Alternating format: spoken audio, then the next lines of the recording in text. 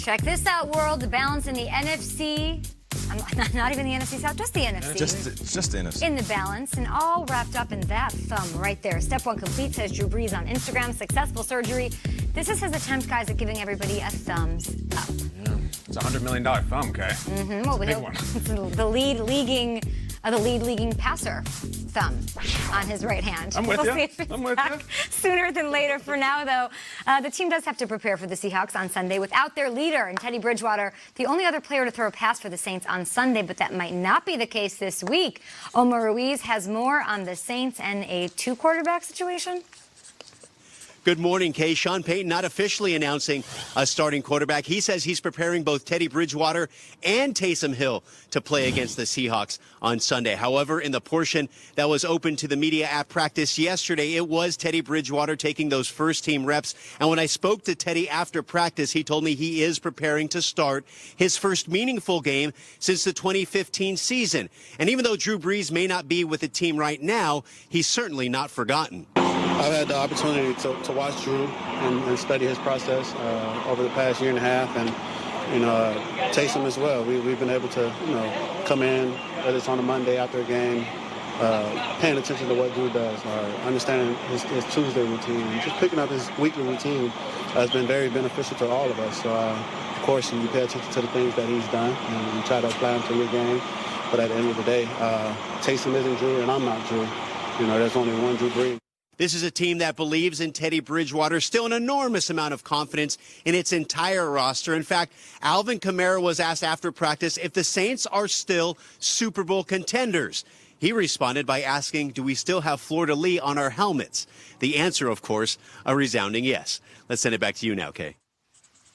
Omar Ruiz, you are the best. Thanks for hanging out with you. And I mean, that's a stadium that's near and dear to your heart, I guess? Yeah, my dad played there. Spent many a times going to those games. I thought I was going to be a Husky, so deep down inside, I kind of bleed the purple and yellow. Shout out to the Huskies. So they stayed out there to prepare all week. This is like not a story. I feel like when the Patriots race do this, it's like everywhere. Yeah, they were already playing out there out west with the Rams, and now they're playing the Seahawks. They said instead of flying all the way back to New Orleans, let's get some practice over at Husky Stadium. It's pretty cool. Time for a question for you, gentlemen, presented by Oikos 000. Oh, yeah. Fuel your hustle. Kyle, who needs to step up their game? Ooh.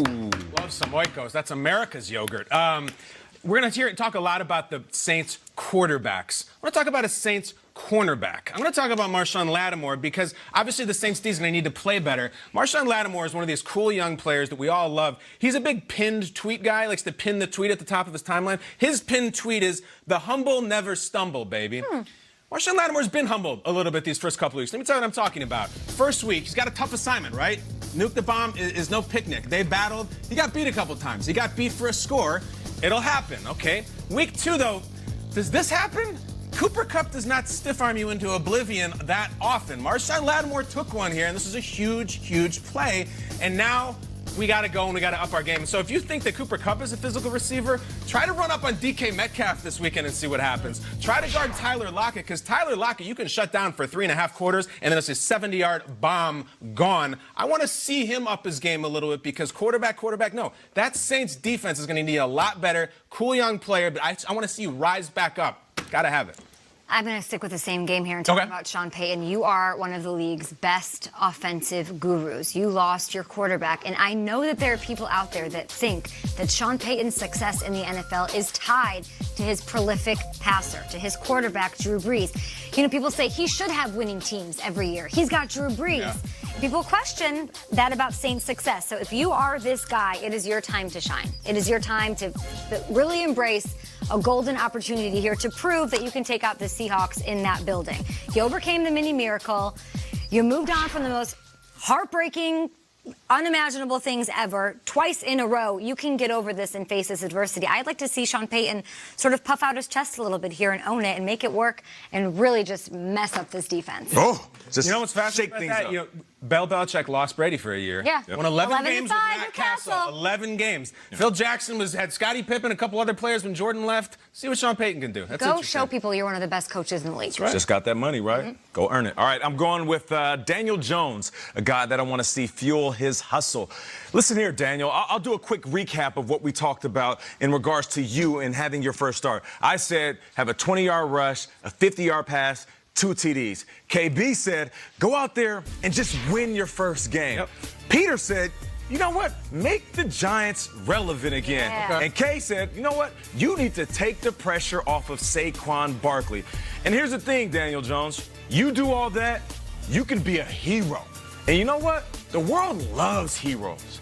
The world needs heroes. Where we going, Nate? I love You it. know where I'm going. Where you Hey, going? listen. And it just hit me. You know what?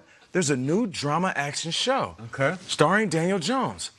Heroes. Save the season. Save the world. So listen, I know it's dramatic, but seriously though, you're in a situation that is very unique. You are backing up a legend that is a leader for the Giants in QB wins, QB touchdowns, QB yards, all of that. But I'll tell you straight up, who cares? You go out there and do your thing, you create your own legacy, and it starts in this game. We're going to shake out on Hayden Panettiere. Yeah, Peter. big fan. The Who is it? Klitschko brothers as well. Hello. 53 men will be playing for the Miami Dolphins this weekend. They're paid highly to do this for a living. There is a whole coaching staff that gets money. There is a front office that has put many of these men in a undesirable position with what they've got on the field. Miami Dolphins, at some point, let's go. There is only so many excuses we can make from the top to the bottom, but this is a historically bad team. You can't make the NFL history books, and guys, it's headed that way.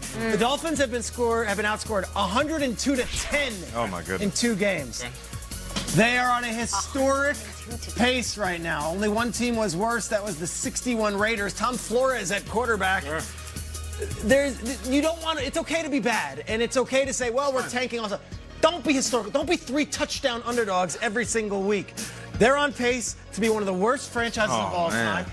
And I look at this and I say, I don't blame the players necessarily. Minka Fitzpatrick's a good young.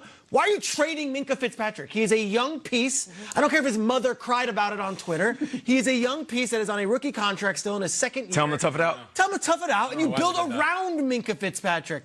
I don't like what the front office did there. I hate what the team does on the field, and it's embarrassing. So for all the Dolphins fans out there who are saying, well, we'll wait for Tua, that's okay. You can still enjoy the 2019 season. You can still play hard. I don't know who to blame, the coaches, the players, or the front office. I just wish they had a better effort. Play the Cowboys this weekend.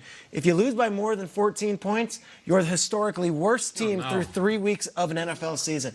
Go out there. I'm not asking you to win the game. You can't be the worst. Go out there. You can't beat What was that team? It was in 1961. That was the worst team? 61 Raiders. That was when guys had like 3 jobs, smoked cigarettes at halftime, and did surgeries with butter knives. So like, they can't be worse than that team. Can't be worse It's than like that. being drunk at the office party. Like you can be drunk, you just can't be the drunkest. 364 nights a year, you can be the drunkest guy if you want. Not that night. Not that night. You can't be the worst defense of all time. At GMFB, well said. That is Oikos. Fuel your hustle. Some yogurt, Dolphins. Good protein. Trace, do you have a test for us coming up? Oh, yes. Do you guys think you know about Luke Falk? Yeah. Well, I got some stuff for you. Really? You have no idea. Yep. Okay. Well, do you actually know the Jets? That's right. We're going to get into that after this. And Lamar versus Mahomes. We're here. 2 superstar quarterbacks squaring off on Sunday. It's the game of the week. Take your night.